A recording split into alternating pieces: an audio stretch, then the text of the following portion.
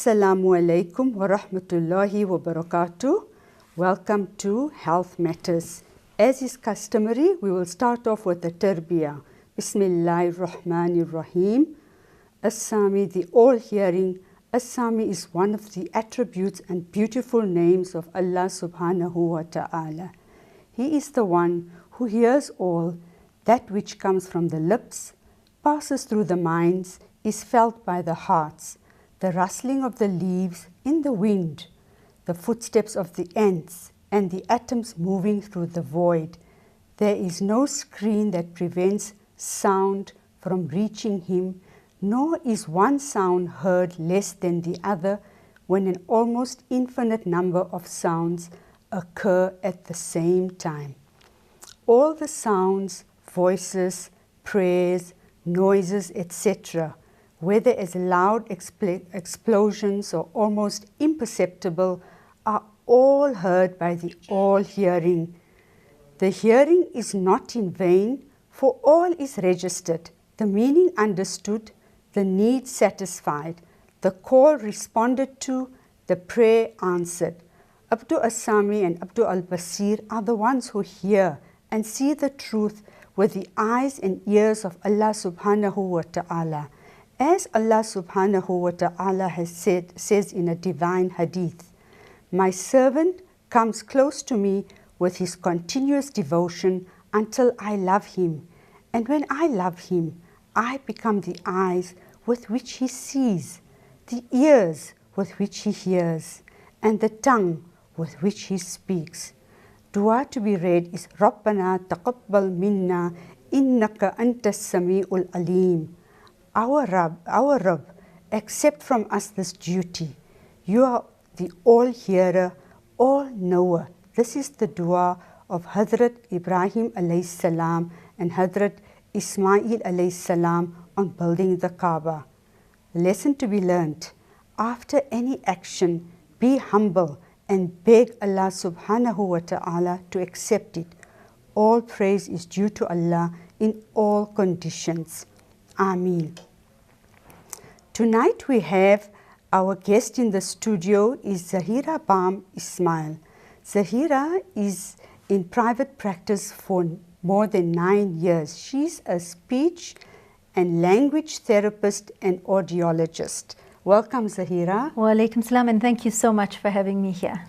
Zaheerah, just in terms of a speech, language, and audiologist, I mean, if you can explain to us, it's a very long name, and I was struggling to actually identify the profession. If you can speak to that and explain to us more about what does a professional of that nature actually do? Okay, I think when I qualified, we were still doing the dual qualification system, whereas speech and language focused on speech difficulties, language problems that were found in children from birth going upwards into schooling days. We also then focused on people that were in motor vehicle accidents that had language difficulties as they got older, with dementia, Alzheimer's, Parkinson's, all those that facilities as well. And then audiology focuses on the hearing, and again hearing from the time of birth all the way into adulthood and older age. Shukran, Zaheerah. Now, in terms of, I mean, if with reference to pediatrics and children, we are finding there are so many challenges where children are being glossed over. There's an oversight even in educational institutions where children are misdiagnosed. So if you can tell us a little bit about your experiences in that area. Okay, I think we had a stage where we went through with children that were overly diagnosed, overly referred for therapies. I would often hear friends of mine saying, my child's been referred for occupational therapy, speech therapy, psychology, play therapy, and they felt inundated with it. While teachers were being cautious and sometimes over-referring, we also have cases now with very big classroom settings where children are being misdiagnosed, or rather diagnosed much later or missed entirely. It ranges from a variety of problems. In the school-going age, around 48% of any school-going child, primary school-going child, has a middle ear infection. And what that means in a classroom setting is that if your child is sitting in a classroom and they've got a middle ear problem, it's almost as though your hands are pressed tightly against your ears, so you can't really hear what your teacher is saying. It sounds so echoey. So what a child of 7 and 8 years old would do is just to not pay attention, to rather focus on something else, to concentrate on someone else, to be a little bit mischievous. They end up missing what homework has been orally narrated. So the teacher at the end of the term may say, your child doesn't concentrate, has huge concentration issues, is unable to complete tasks, is very disruptive in class. And usually we say to mums and to dads, before you do anything else, let's check hearing, let's check eyes. Once we've got those things, the basics sorted out, then we can start looking at what other problems that there may possibly be. So it is very critical that children are properly diagnosed and obviously referred early in order to prevent secondary problems. Absolutely. What we find with children from a young age, and there's been a huge movement going forward in terms of doing hearing screenings at a school level. And we find and we say to parents, try and get your children to get these hearing screenings done. Although it's not a full hearing test, it'll give you an indication if there is a problem with the child's hearing. If there is a problem with your child's hearing, you can then move forward to have a look at how it's affecting academic abilities. If there's auditory processing problems, which can also be picked up, some hearing screenings do a brief auditory processing assessment. And in that you pick up auditory processing problems, and that affects your academics like reading, writing, math skills. And again, from the early ages, from within 12 hours of the baby being born and hearing screenings being done at hospitals, you can pick up if there are problems with hearing. Okay, so you highlighted something important about hearing screenings being done at hospitals immediately after birth. But should parents just leave it at that, or should they continue to be on the lookout? Because we know that that isn't sufficient, because there are other factors that contribute later on to hearing deficits. Perhaps you can elaborate on that. I think that's a very, very important point that's raised, because very often parents come into the practice 4 years down the line or 5 years down the line and say, but I had my child's hearing screening before when they were born and things were fine. But things don't always stay fine. So I think the hearing screening is imperative. It's a golden rule. It has to be done. When the child is born, take full opportunity of getting the hearing screened in the hospital setting. If that's a pass, the audiologist will tell you the sort of things to look out for going forward. She'll also give you ideas on language therapy, language stimulation. And we say at least monitor the child's hearing on a yearly basis, just as a rule of thumb. And if there are concerns, come in sooner than that. If the hearing screening is failed, it is done 2 or 3 more times and then referred to for further testing. Certain things to look out for, like we mentioned, through the early years, is if your child's hearing is fine, and then through the first few months you notice the babbling, the startling responses to sound, the child cooing and googling. But once they hit 8 months and you see a slight delay in babbling, start being wary that there may be something wrong with the hearing. And when I say that I'm cautious with saying something wrong, it may not necessarily be an inner ear problem, it may be a middle ear problem that's quickly rectifiable. But it's something you want to be aware of, because if babbling decreases, it tells you the child is not hearing frequency feedback, so he's unable to develop sounds to give you that. So that's what they rely on. That's one of the big factors that you need to look out for to see if there's a problem with hearing. Now, you mentioned middle ear infection, and it sounds like this is a common problem. Perhaps you can explain to the viewers out there what middle ear infection is actually all about, so that they can understand the impact and the trauma of middle ear infection. Okay. We use the term infection very loosely, because middle ear infection affects the middle part of the ear where the eardrum is. So that could be a number of things. We have seen a lot of wax impaction, which sometimes just needs to be removed. Sometimes it may be things that get stuck in there as the child is busy playing. Other times it may be trauma with children playing with pens, or even adults, or with earbuds, and they damage the middle ear. It's a wide variety of things, but basically you're looking around that area of the ear. And what happens is if there's a middle ear problem, sound is dampened going into the inner ear. So the child or the adult is unable to hear properly. It's a very common problem that we see in young children, especially in primary school going children.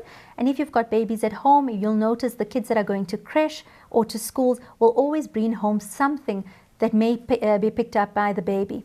But middle ear problems also then affect the fluid in the ear. So what happens usually is when there's fluid coming or air coming up from the eustachian tube, it balances out, the eardrum is able to move. Whereas when you pick up a middle ear infection, the eardrum gets either very stiff or very loose and is unable to equalize pressure on both sides of the ear, which causes huge problems for the child. Very often fever, pain, discomfort, change in appetite, sleeping patterns. You'll see little babies constantly tugging at their ears. So there's a variety of symptoms. And sadly, unfortunately, when some children are too used to having middle ear problems, they almost forget to tell the parents that they've got it because they think that's what's normal hearing. So they start compensating and compromising Absolutely. the level of pain. Zaheerah, coming back to you mentioned earlier on something about middle ear infection, but I also want to take us to the causes, something that you can alert mothers to. I know mothers that are feeding and bottle feeding. If you can speak to that, how that contributes to infections. Okay, like we said, with regards to infections, it's picked up through a variety of symptoms and different things that cause it. So kids picking it up from other children, upper respiratory tract infections.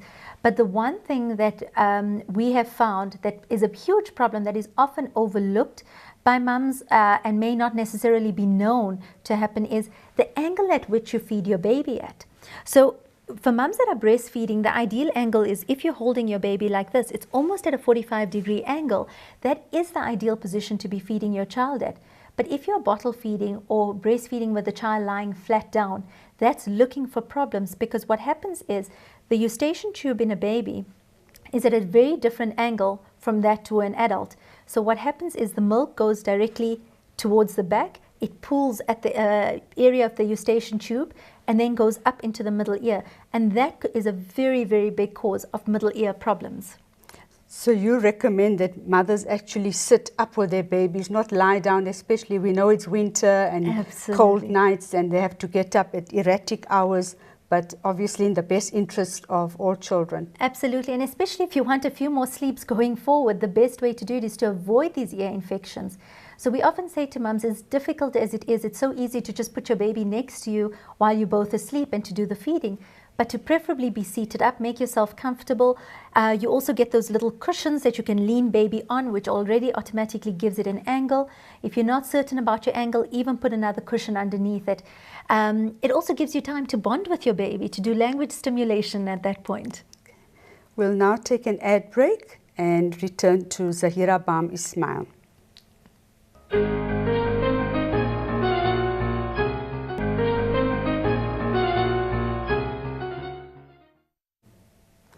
Welcome back to Health Matters. For those of you who have just tuned in, we have Zaheerah Bham Ismail, who is our guest in the studio today, talking about pediatric audiology and speech problems. Zaheerah, coming back to the infection, you mentioned, you touched a little bit on the infections, but other causes of hearing deficits and challenges. What are the causes? There are a variety of them. The middle ear problems, as we mentioned, are very common. Those are caused, as we mentioned earlier, but those are also remediable by an ENT surgeon. Then you've also got inner ear problems, and those unfortunately are more permanent damage that's being done. And the variety of causes from young children could be congenital, it could be associated with syndromes, there could be a family history of hearing loss that's picked up a little bit later.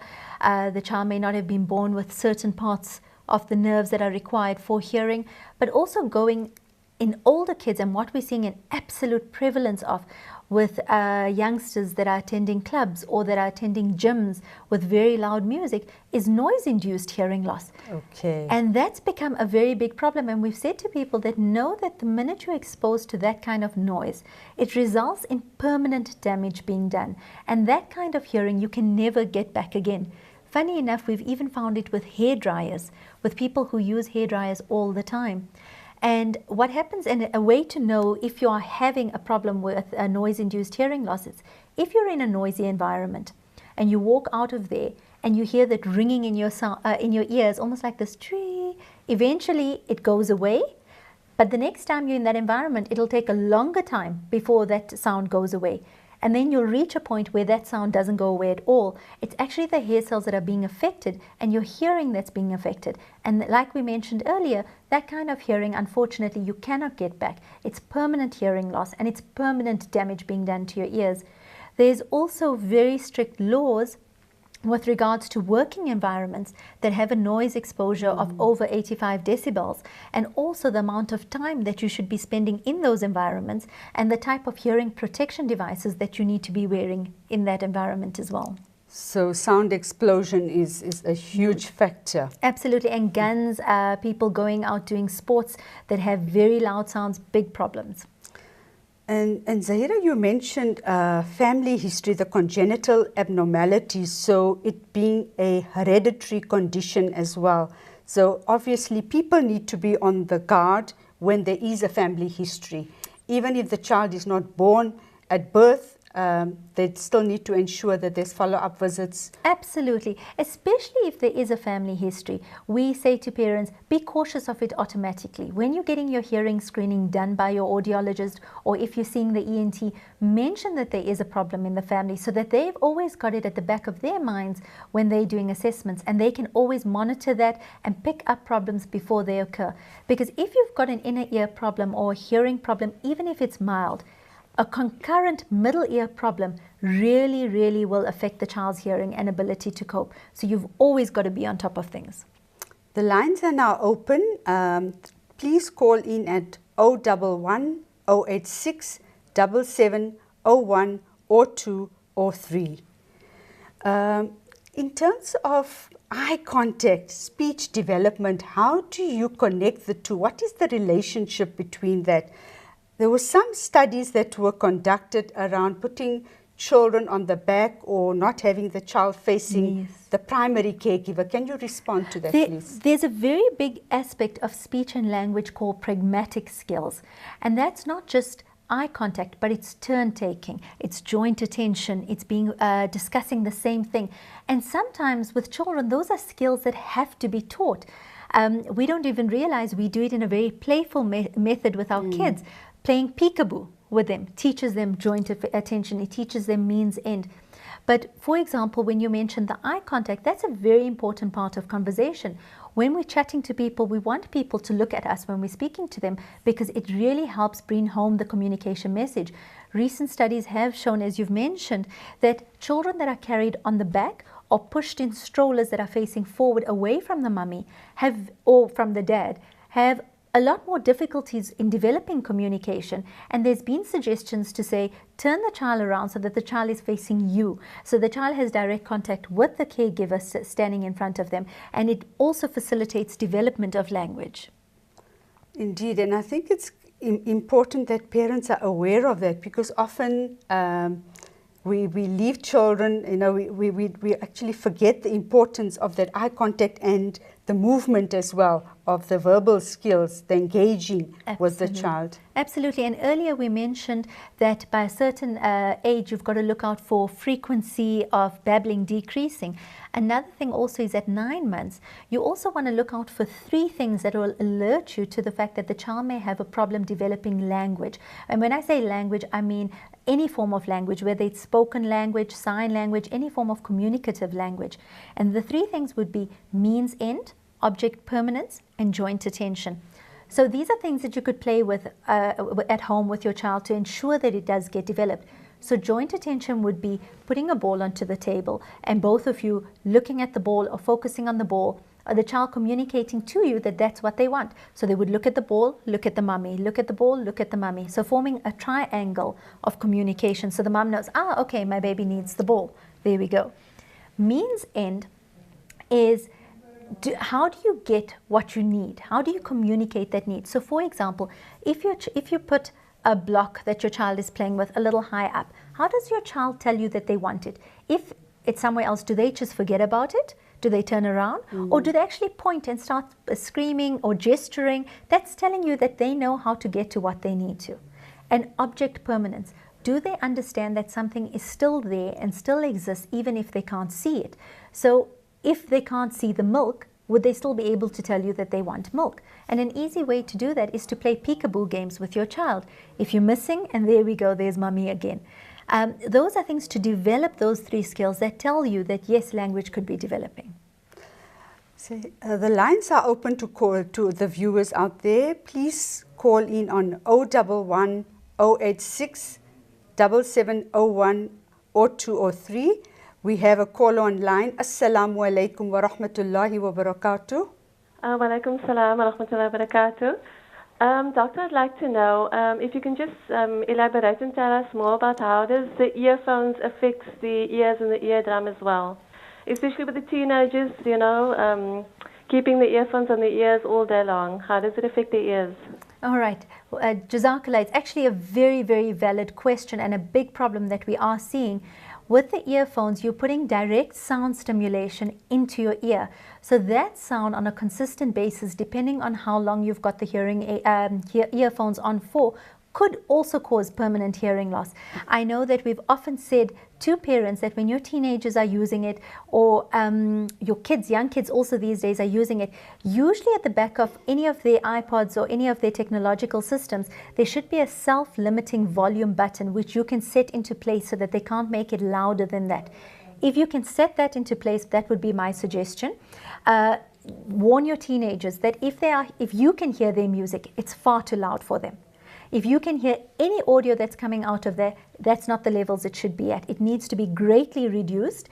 They don't need to block out all the sound around them. They just need to hear what they need to hear. If they don't do that, and if it's in their ears for long periods of time, you're definitely exposing yourself to unnatural amounts of noise and could have a consequence of permanent noise-induced hearing loss. Okay. Has it answered your question? Much. Yes, it does. Thank you. Thank you so much. Assalamu alaikum. Okay, alaikum salam. The lines are open. Please call in to Zaheerah, Bham, Ismail. Zaheerah, you mentioned about speech development. Now, when should a parent actually be concerned about the development of their child's speech? I was alerted to a 4-year-old who was not speaking, and the mother said that she was told by everybody that it's okay, he will start talking sooner. Can you speak to that, please? You know, there are so many rules and so many laws that say, oh, this is the age you need to be referring at, this is the age you need to be getting a diagnosis at. But at the end of the day, I say to every single person I meet, trust your mother instincts. If something tells you something is wrong, tend to it earlier, rather be overly cautious rather than waiting for a later time. The reason I say this is that we've got a critical development period for language, and that's up until 3 or 4 years old. And you want to try and make sure that the child has got an optimal level for bringing in all the stimulation that they can, because that sets your standard for basic academic skills going forward in terms of reading and writing. Whereas if you're leaving it until they hit primary, a creche, a grade double note, grade note, and saying, if the teacher picks up something, she'll let me know, that may be well and good, but by then your child has already missed many years of critical learning and then going into a grade note environment on a back foot. And again, with our public school systems, we've got 40 children in a classroom. So if your child is having a problem with learning at that level, your child is automatically only going to be found at the end of the year, and by then it's too late. So I always say it's never too early to start. If you are concerned that there's a problem with development of language, come in early. Let's have a look at it. The therapist may say to you, all is on par, child is age appropriate, or may say to you, here's a home language program, let's do a bit of stimulation, we'll monitor again in a year's time or 6 months' time, but be active about it, and let's have active parenting. So yeah, what you're saying is rather have parents that are neurotic than parents that are apathetic. Absolutely. We have another caller on the line. Assalamu alaikum wa rahmatullahi wa barakatuh. Wa alaikum salam. Brother, how can we help you? Lady, I have a problem with tinnitus in my ears. Gee. At first it was only with my right ear. Gee. And now lately for the past few months I noticed it's starting on my left ear as well. Okay. What do you suggest what I can do? I've been to a few audiologists and ENT guys, and some people say my teeth were bad. I've taken off my teeth, and it's still not helping. Some guys say that my nerves are dried in my ear. Okay. All right. Can I ask you, is there an associated hearing loss with the tinnitus? Pardon? Is there an associated hearing loss? Do you also have a hearing problem? Yes, I'm hearing problem at the same time. My right ear is very bad. Okay. All right. Have you got any hearing aids for it at the moment? I have got one hearing aid at the moment. Okay. But it's not really helping me that much. All right. Basically, what tinnitus is it's very difficult because no one else around you can hear it. You can hear it yourself, so it becomes very debilitating to function because there's this consistent ringing inside your ear. And before, previously, they would say to us, we could do therapy to almost put on another aid where it gives another sound in and the brain competes with that sound and brings down the tinnitus. But there are a few things that you can do. Unfortunately, tinnitus is a permanent problem that's there. The hearing aid should be able to help it to a certain extent because as it increases the other sounds in the area, the tinnitus should go down. So for example, if you're in a noisy environment, you should find that you hear the tinnitus less because your mind is focused on something else. Whereas if you're in a quieter environment, you may hear the tinnitus far more. So we often say to patients, try and make sure you've got something else on around you, perhaps the radio or some white noise, just to distract from it. However, having said that and knowing that that does work for a few patients, the new research has shown that the more you focus on the tinnitus, it sets the neural pathways in the brain to fix it, to make it think that that tinnitus and that noise, that ringing should constantly be there. So as difficult as it is, the main idea is to actually take away and not to focus on that ringing in your ear at all. What we found has worked, which there has been relaxation exercises. We often say to our patients, when you're making your salah, focus completely in your salah, because that would be your meditation. Get that time out. Stress will also exacerbate the tinnitus. In your case, I would do a number of things, including the relaxation, the focusing in the salah, ensuring that your hearing aids are adequately suited to your hearing loss. So whoever your audiologist is to perhaps mention to her that you now have this tinnitus. She'll see at what frequency the tinnitus is taking place to see where the damage is at which frequencies in your ear. And then perhaps to see whether you need a boost with the hearing aid to balance that out and to help the tinnitus.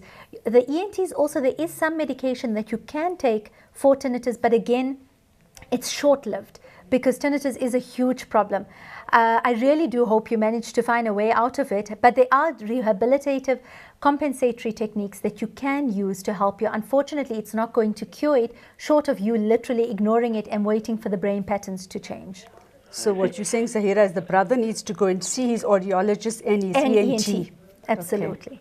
Does that answer your question, brother? See, only one more thing is that I find sometimes it really...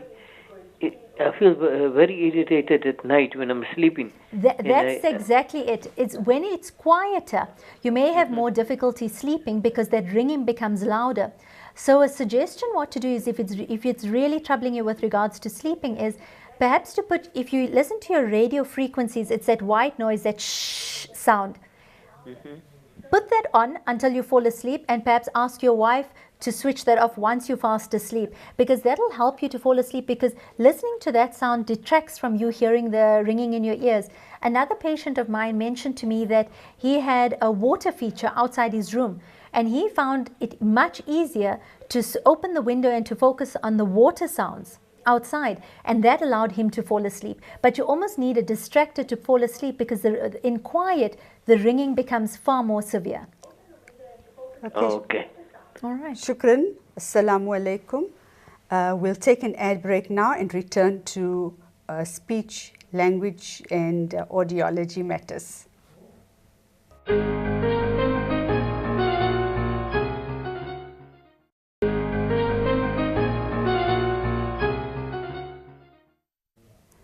Welcome back to Health Matters. Assalamu alaikum wa rahmatullahi wa barakatuh. For those of you who have just tuned in, we've got Zaheerah Bham Ismail, a speech therapist and audiologist, and she's talking about speech problems and hearing problems. We have a caller on the line. Assalamu alaikum wa rahmatullahi wa barakatuh. Wa alaikum salam. Sister, how can we help you? I'd like to know your opinion on having grommets put into a 4-year-old child's ears, and does it help with middle ear infections? Okay, I think it's a question that will come up very, very often. Grommets basically, and you have to know this from the outset, don't stop ear infections. Very often we have patients coming into us and saying, I put a grommet in, but my child's still getting an ear infection. It's not there to stop the ear infections. What a grommet is there for is to allow the fluid that would be usually accumulating behind the eardrum to literally come out of the eardrum. So the grommet is a tiny little round piece that gets stuck onto the eardrum, and it forms a window. And what happens is, if the child picks up an ear infection, and I'm gathering that the child has had recurrent ear infections, which is why they were recommended the grommets, what will happen is the fluid pools up into the ear and comes right out the ear. So it's horrible for the mummies because you see all this liquid coming out of the ears, which tells you that the grommets are working, but it's really good for the child because it means that the hearing is not being affected. So the grommets are absolutely okay. It's a very, very common procedure that's done. I think the main concern, like as is with any other surgery, would be anesthesia more than anything else, because the grommet is quite a simple procedure to be done. But again, it doesn't stop middle ear infections. It just allows for the fluid to come through. Does that answer your question, sister? Yes, thank you very much. You're very welcome. Grommets are very common. We see it much more now. It may possibly be much more needed, but I know that surgeons are also not going to just put in grommets for the first ear infection. There usually has to be a recurrence of ear infections, something that they're still not coping with. It starts affecting hearing. And the reason why you'd want to do it is, if you have recurrent middle ear infections, and I mean very severe recurrent middle ear infections that go untreated, it can result in permanent hearing loss in the inner ear. So that is something that you do want to look at. But if you are concerned and a little nervous about it, sit down, chat to your doctor, have a chat through, ask him to show it to you so you can see what it looks like. Ask your audiologist as well, just so that you feel a little more at ease, but to let you know that children are doing it from a very, very young age as well. So so what you're saying, the indicators are for severity and frequency of infections. That's it. And what other advice can you give to people out there in terms of you know the tinnitus that you spoke to earlier on, the dhikr of the Quran? You mentioned that to me prior to the actual interview. I think it's very important. Like if we look at from an early age, babies develop sound already from in utero. And I had mentioned earlier that we used to play a certain part of the Quran for my daughter while she was still in my tummy. And we noticed that when we played it to her afterwards, when she was born, it was very calming. She would never cry. It was almost like the transition was very easy for her. And we shouldn't forget that children can hear sounds, can hear things from the time they're in your stomachs.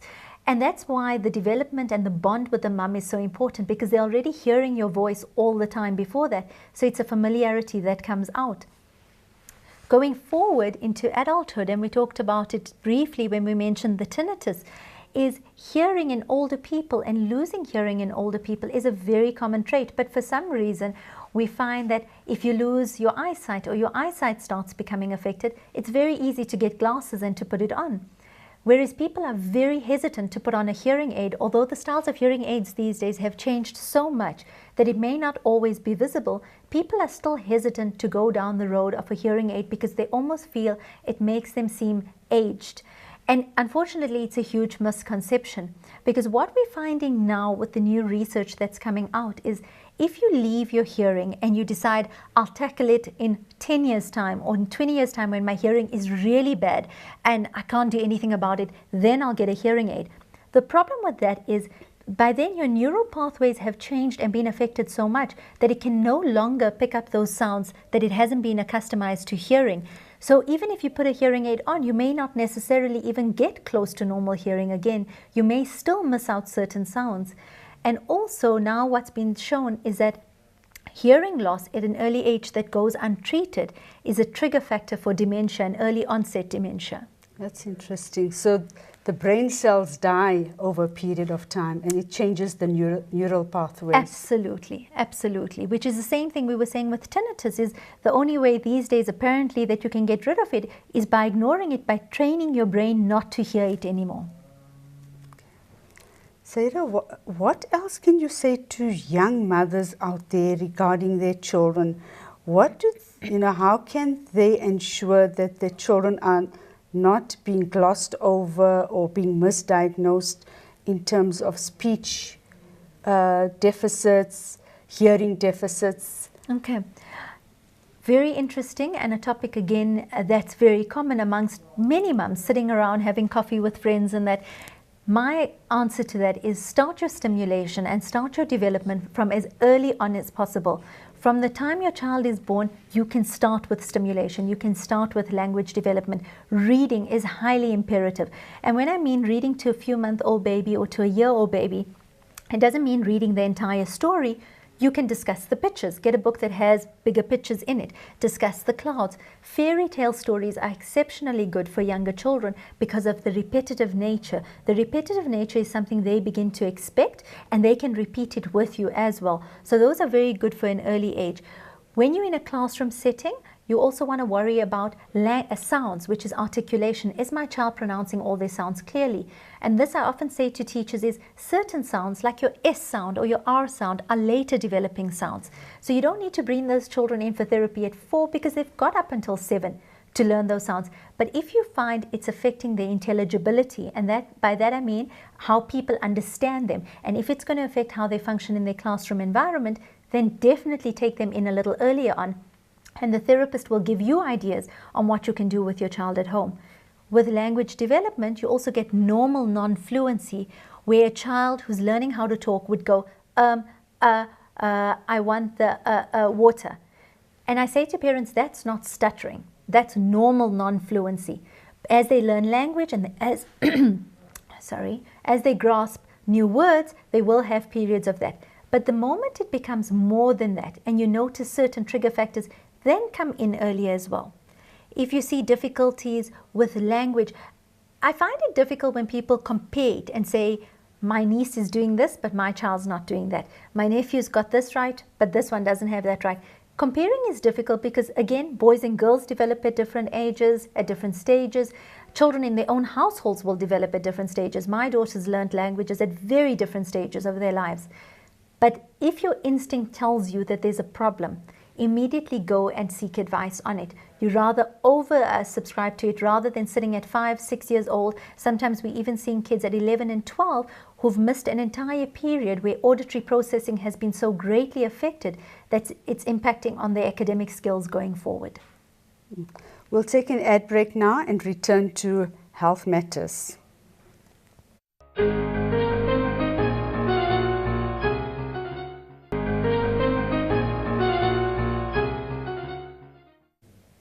Welcome back to Health Matters. We have Zaheerah, Bham, Ismail. Assalamu alaikum wa rahmatullahi wa barakatuh. Zaheerah, you mentioned about auditory processing and the challenges around that. Perhaps you can elaborate a little bit more for the viewers out there. I think this is an important part to discuss because we're finding that with children around 8, 9, 10, we're picking up a lot of auditory processing problems. And a lot of people think, oh, that has to do with hearing, and no, the kids are able to hear, so it's not a problem. But auditory processing is not about hearing. It means the ears are fine, but it's discussing the pathway that goes up to the brain. So this is a child's ability to be able to take sounds apart, to put sounds together, to process what they are able to hear. And if those basics are not in place, the child will struggle to learn to read, will struggle to learn to write, will struggle in most of their skills going forward because of that. So if you're finding that your child is unable to hear basic sounds, they can't break apart a sound. So taking, for example, cat, can they identify what the first sound is, the last sound, what the middle sound is? If you give them sounds, can they put it together? Are they able to blend sounds, syllabify sounds? If they aren't able to do that, you need to actually go and have an auditory processing assessment done. Sometimes parents will say, my child is just not picking up reading, we're struggling. Those are the basics. First, check the basics. Thank you for that, Zaheerah. I think for mothers out there, that they just need to remember that they should always look out for any concerns and contact a speech and audiologist and go and see of course, the ENT surgeon as well, rather than wait for further challenges. That's it. And you know what? These difficulties and that come up so quickly. But always trust your instinct. If you feel there's something that's just not right, but you can't quite put your finger on it, go and chat to your speech therapist, your audiologist. Let them help you through the process. Sometimes it may be an occupational therapy aspect, a physiotherapy. We can take it from there and see.